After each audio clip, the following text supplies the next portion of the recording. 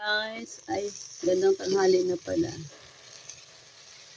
Ito po ay nag-adobo ako ng baboy guys. Tapos ito na yung munggo na nilaga ko. Nano ko na, ginisa ko na si munggo. Wait lang. Inaan natin yung apoy. Doy.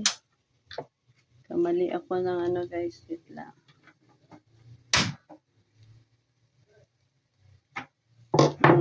Ilalagay na natin guys yung sabaw ng munggo. Mas maganda.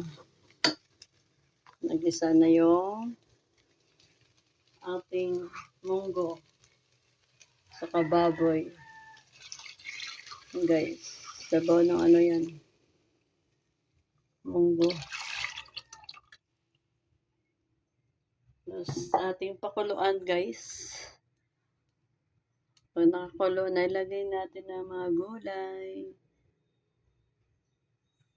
Ito na guys, kumukulo na ang munggo na may baboy.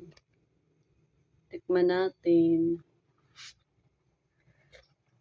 O kulang pa sa guys. Lagay na natin yung talong.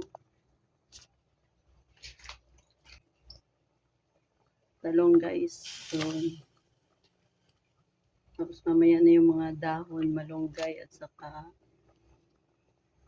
alugbati. Guys, nilagay ko na yung alugbati at malunggay. Tikman na natin yung lutong munggo na may alugbati at malunggay at talong.